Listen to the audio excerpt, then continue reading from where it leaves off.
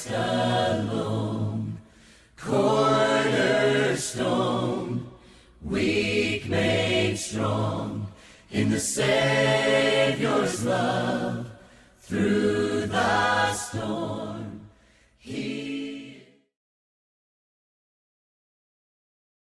The crowds heard this. They were astonished at his teaching. Hearing that Jesus had silenced the Sadducees, the Pharisees got together. One of them, an expert in the law, tested him with this question: "Teacher, which is the greatest commandment in the law?" Jesus replied, "Love the Lord your God with all your heart and with all your soul and with all your mind. This is the first and greatest commandment. And the second is like it. Love your neighbor as yourself. All the law and the prophets hang on these two commandments." While the Pharisees were gathered together, Jesus asked them, "What do you think about the Messiah? Whose son is he?" "The son of David," they replied. He said to them, "How is it then that David, speaking by the Spirit, calls him Lord? For he says, 'The Lord said to my Lord, sit at my right hand until I put your enemies under your feet.' If then David calls him Lord, how can he be his son?" No one could say a word in reply, and from that day on, no one dared to ask him any more questions.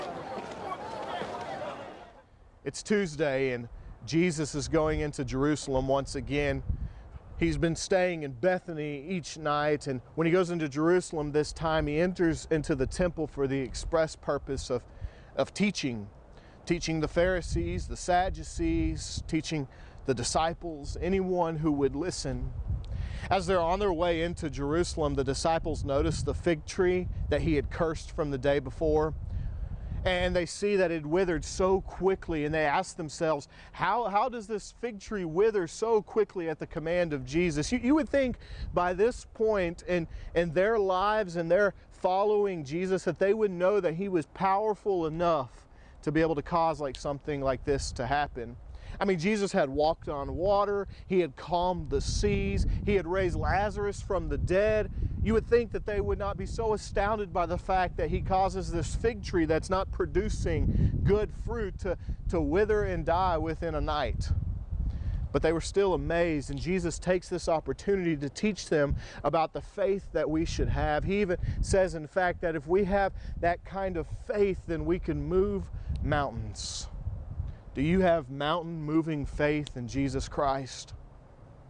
But not only does Jesus take this opportunity to talk about faith, but when he goes into the temple, the Pharisees and the Sadducees begin asking him questions, but not for the purpose of learning. Sometimes I wonder in my life if I ask Jesus questions or ask for things not for the purpose of learning, but for the purpose of getting my way. See, the Sadducees and the Pharisees, they begin asking questions to try to trip them up, to catch them in a fault. But Jesus, being God in flesh, he's perfect. He's the God-man, and there is no fault in Jesus, and so he provides the perfect answer for every single question. The Pharisees ask him about the taxes, who they should pay the taxes. Jesus says, let what is Caesar's, what belongs to Caesar, be given to Caesar. You focus on what is to be given to God. Well, the Sadducees, they saw that the Pharisees failed at their attempt of tripping Jesus up, and so they asked Jesus this question. The Sadducees, they have an issue with the resurrection, and so they begin asking Jesus this question about the resurrection. What if this woman has a husband, and this first husband dies, and she marries the brother, and they do that all the way to the seventh, and then when she gets to the resurrection, when she gets to heaven, whose wife will she be? And Jesus says, your focus is all wrong. Now the Pharisees, they have another opportunity. They have this feud between the Pharisees and Sadducees, so the Pharisees are not only trying to trip Jesus up, but trying to win this feud between the two, and they present Jesus with the perfect question. What is the greatest commandment in the law? They send a lawyer to ask him this. What is the greatest commandment in the law? This lawyer knows the law, and Jesus says, I'm going to tell you what the greatest commandment is. The question is whether you are going to follow it. Can we ask you that same question today?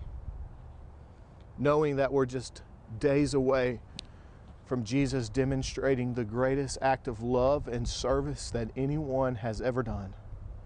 The greatest act this world has ever known.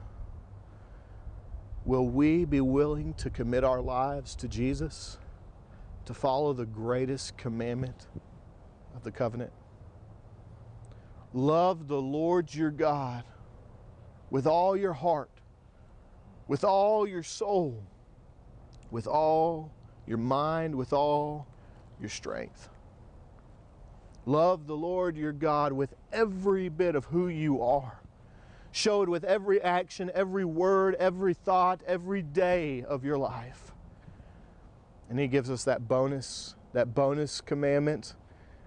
The second greatest, love your neighbor as yourself, demonstrating our love for one another. In the Gospel of John, he takes it even one step further while he's talking to his disciples at the table. After he demonstrates this great love of service by washing the disciples' feet, he says, I want you to love one another. I want you to love one another just as I have loved you. Do we love like Jesus? Do we love each other? Do we love one another? After Jesus leaves the temple, he goes to the Mount of Olives in Matthew 24. And all the way through the end of Matthew 25, he teaches more parables. He talks about the coming glory of the Son of Man, the destruction of the temple, and more. And these huge, huge teachings of what we call the Olivet Discourse on the Mount of Olives.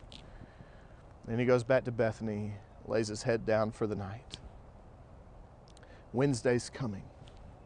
We hope that you will join us then. Christ alone, cornerstone, weak made strong in the Savior's love.